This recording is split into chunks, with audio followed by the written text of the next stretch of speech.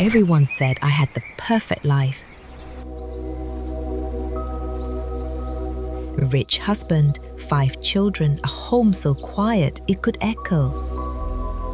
But what do you do when you start to feel empty?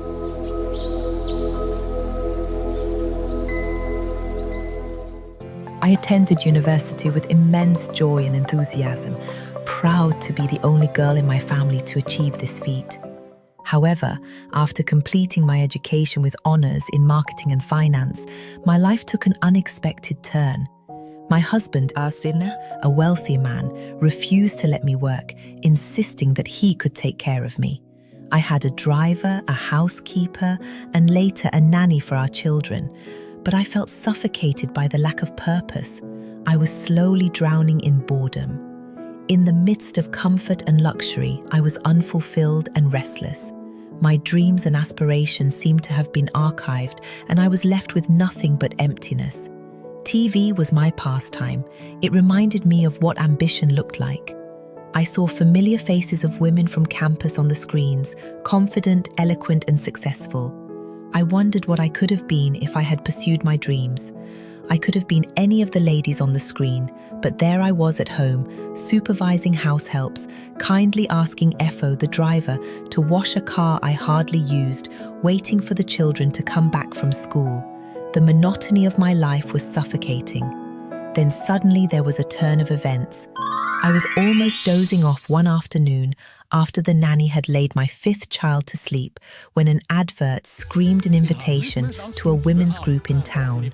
Fortunately, my husband did not put me on a leash, so I attended one of their meetings. I realized half of the ladies knew who I was. The host invited me to introduce myself. Then came the dreaded question I had prepared for. May we know why you have joined us today? I hesitated, but then I had to reveal the truth. Because I was bored. The room erupted with a mix of reactions, from smirks to nods of understanding, to those I may have given a voice, to their silence. Her marriage seemed so perfect. Bored with her marriage, huh? They might be thinking. I explained quickly before anyone gave it a malicious twist. I was not bored with my marriage, but I longed to be an individual with worthwhile aspirations, not just a housewife. There, I've said it. It's out now. I sat down amid applause. On the way home, I turned over my expression at the meeting. What would be the outcome? I thought of my husband.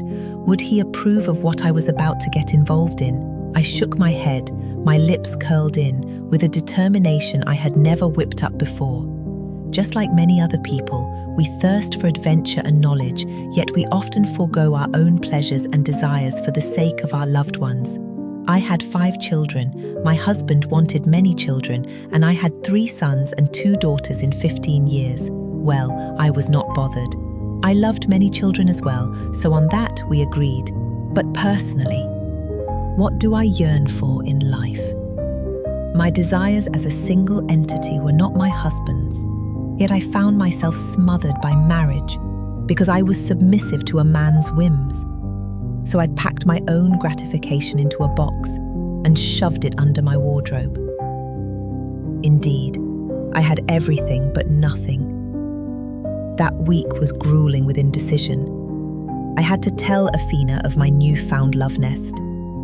Every evening the family sat to chit-chat before we went to bed, but that evening I fidgeted. The children's laughter was a scream in my head.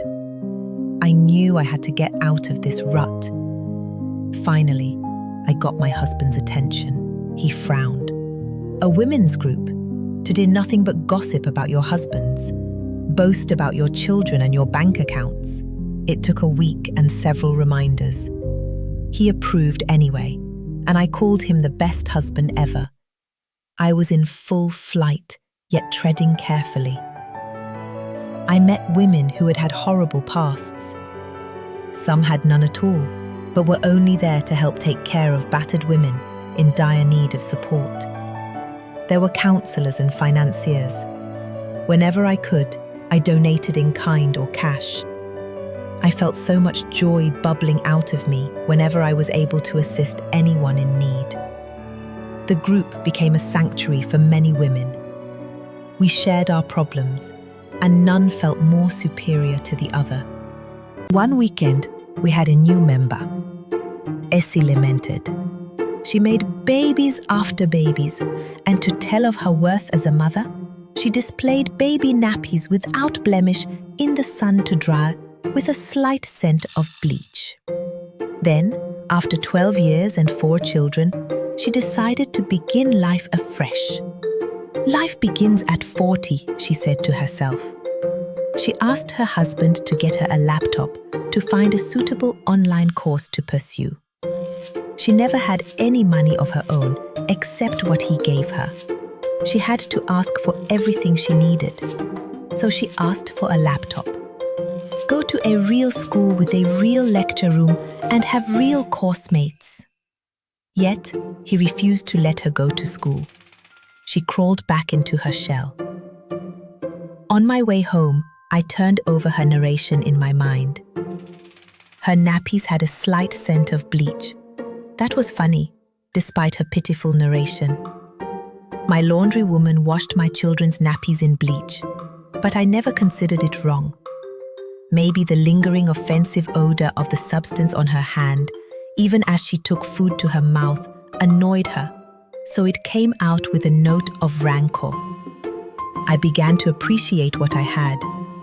At least I had a doting husband with deep pockets and a bank account I barely used. But that feeling did not last.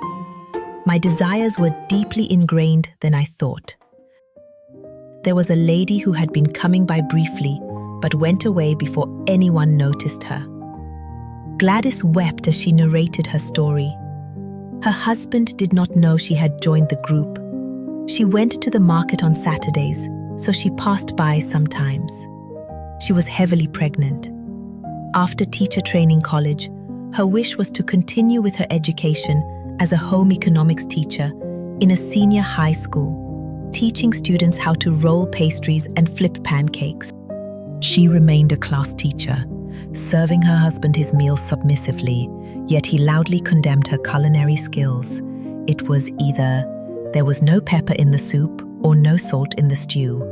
He sometimes held the food on her faded ready-made dress, full of the smell of the kitchen. He yelled at her, an excuse to sprint in haste into the ready arms of waiting concubines. "Ouch!" I exclaimed aloud on my way back. The driver adjusted the mirror to peek at me. I laughed aloud. Concubines. The way she said it sounded so biblical, I nearly laughed back there. Girlfriends, more like it. Or what do they term it now? Side chicks. Ha! Had Afina ever cheated on me? How would I feel if I got to know? I shrugged. I called out to the driver. "Ifo, do you have a girlfriend?" "No, ma'am." "Why, Ifo? Your fellow men are having affairs. Why not?" He laughed. "My salary is not enough to cater for another woman." "That is sensible, Ifo." The women's group became a place where I could share my ideas and learn from others. I knew it was never too late to pursue our dreams and find ourselves. Moreover, with support and determination, we could break free from the expectations of others and forge our own paths. We dealt with cases of domestic abuse, depression, financial struggles, and more. Some women were victims, while others were the cause of their marital problems. They displayed arrogance, disrespect, and power play. One story that moved me to tears was about a woman named Day, who was driven out of her husband's house while in labor with their 6th child. I took her in and helped her get back on her feet. She rented a room and continued with the sale of clothing. Life sometimes did not turn out the way we wanted it. After 15 years as a stay-home wife, I finally found my niche in society. I stood tall, speaking at seminars, TV interviews, and institutions about marital issues and family life. My positive thoughts had turned into reality. I am a woman with desires, I am aspirations, Fosua, and I am purpose in more life. than just a housewife and a mother. I am a woman with desires, aspirations, and a purpose in life. Thank you for watching Fosua's story. Too many women live in silent sacrifice, giving up their dreams for the comfort of others. But it's never too late to reclaim your voice, your passion, and your purpose. Subscribe, comment. Share if this story spoke to you.